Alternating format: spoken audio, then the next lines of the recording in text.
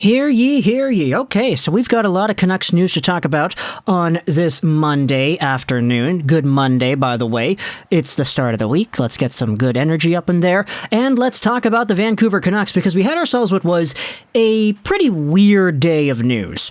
Starting off at 9 a.m. this morning, we had ourselves a tweet made here by Cap Friendly that kind of was getting Canucks fans thinking a certain way, although the tweet was then later disproven in the day. Let's just go over things in chronological order here. So at 9:16 a.m., Cap Friendly published this. Based on the info that we have received, it appears that the Vancouver Canucks have suspended Travis Hamonic without pay.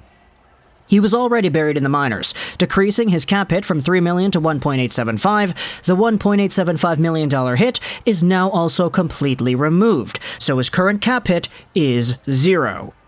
This was earlier today, and it had a lot of Canucks fans saying, okay, Hamonic is gone then, I guess. Okay, he's suspended from the team. No more cap hit, no more right-handed defenseman, no more Hamonic. Okay, that's unexpected. Didn't really see it coming there, but I mean, Benning did say that he was trying to give Hamonic the space that he needed to work out whatever it is that he felt he needed to work out. But then this tweet was later disproven, because we had ourselves what was Elliot Friedman appearing on the Donnie and Dolly show after this tweet was published, saying that he feels that there is going to be some extended statements made on Travis Hamonic by the Vancouver Canucks. That is exactly what happened. Here's the tweet that the Canucks posted that gives out a statement from Benning just a few hours after this cap-friendly post was made. Statement from Benning. GM Benning has announced today that defenseman Travis Hamonic has been placed on a temporary leave of absence, and the mutually agreed upon leave of absence will give Travis time as he works through his personal matters. The team asks that media respect Travis's privacy, and the club will not be making any further comments on the matter at this time. So it turns out that he was not suspended. In fact, Travis Green said in his interview today that he heard there was a report that Travis Hamonic got suspended, and that is not true at all. So this cap-friendly thing, even though the cap hit may be zero, I guess, is that what happens when a player goes on a leave of absence? I'm not too sure. If that is the case, though, then it appears that he has just taken that leave, and he is not suspended, not removed from the team or whatever. He is just working through his own issues, and, you know, there is a very big human element to all of this as well, so whatever it is Hamonic is dealing with, let's not try to speculate, let's not try to put words in other people's mouths or whatever. Let's just hope he goes out there and fixes everything that he needs to fix up. He's got support over here from the Vancouver Canucks. Benning has made it very clear that the media needs to stay clear of this stuff and that it's not really appropriate to try to pry information out of this whole thing. But either way, Travis Hamonic does not appear the cap hit is going to be there, according to Cap Friendly. Hopefully he's able to work everything out and come back onto the team soon. It's just the way the statement is phrased, it makes it appear that there is some form of reconciliation that could come in the future. It says temporary leave of absence anyway, so whatever it is Hamonic is working through, hopefully he's able to sort that out. But when it comes to Vancouver Canucks that are actually on the team right now, we had ourselves a big long update from Travis Green in the press conference earlier today. It's a 4-minute video. I will leave a link to the Vancouver Canucks Twitter account, because not only did Travis Green have some things to say, there was also Brock Boeser and Nils Höglander. They had interviews done, and they were all pretty interesting to listen to. Travis Green spoke about a few things, particularly Brock Boeser and his inclusion in practice today. He was playing in the top 6 alongside Patan, Connor Garland, Nils Höglander, Elias Pettersson, Horvat, and Tanner Pearson.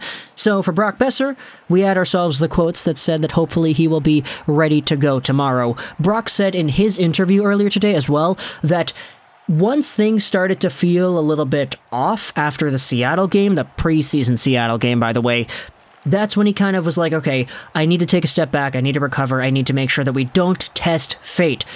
There was a very big emphasis in Brock Boeser's interview today, talking about how NHL players need to learn when it's okay to step out, and how to not play through injuries, because this is the kind of thing that allowed guys like Boeser and Pettersson and all of them to honestly get their injuries worse over the past few seasons. Like, we had ourselves the Elias Pettersson wrist thing, and then the Boeser other injuries that he had as well. It was also a wrist thing that followed up the back injury he had when Jake Virtanen left the bench open against the Islanders. And those are the lessons that these young guys have to learn. Okay, you're not feeling 100%. Do not tempt fate. Do not make things worse by playing hockey with a bad wrist when you feel like, okay, I'm 99% ready to go. but that 1% that's a little bit off, it could evolve, it could snowball to a little bit more than that, and maybe give you some bigger problems down the line. So Brock Boeser, very mature decision to say, okay, I'm going to step out, I'm not 100%, we're not going to play, and I'm going to miss out the first few games of the season because I'm recovering and I'm not fully ready. He said, though, that he's feeling good after the practice today, and we'll see if he's going to be ready to play tomorrow. Travis Green was also kind of on the same line of thinking when it comes to Brock Boeser and his status. But when it comes to top players on the Vancouver Canucks, specifically forwards, JT Miller, you might have noticed, was not playing in the top 6. He was wearing a different jersey today, and he actually swapped out with Juho Lammikko for a center spot on the third line.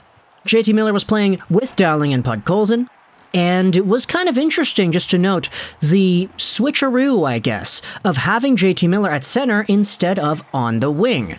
Here are the lineups right here from everything that went down. Höglander, Petey Boeser, Pearson, Horvat, Garland, Dowling, Miller, and Podkolzin, Highmore, Dickinson, Lammikko. The extras were Petan and Chiasson, but Petan was also wearing that blue jersey, so he was kind of practicing in the top 6 group alongside of those names over there.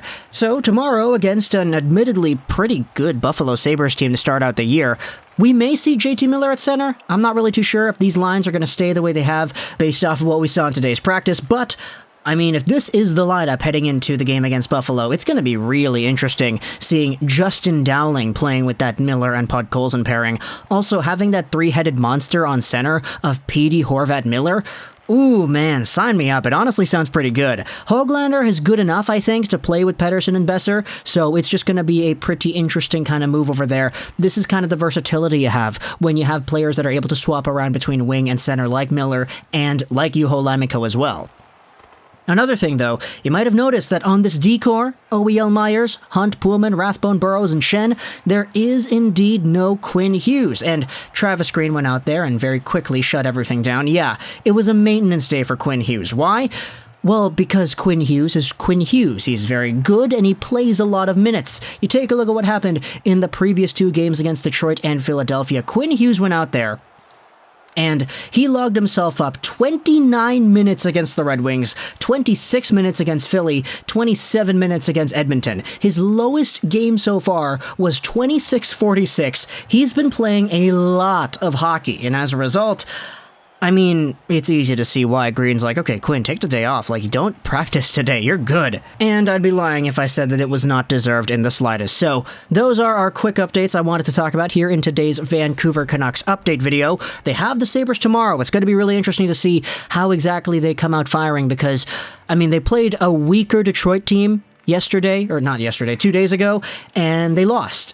Wasn't a good game for them because they got goalied. But now they're playing an even worse team in the Buffalo Sabres. So it's game 4 of a 6-game-long road trip against a team that was one of the worst in the past decade, but who have actually gotten off to a great start in this season.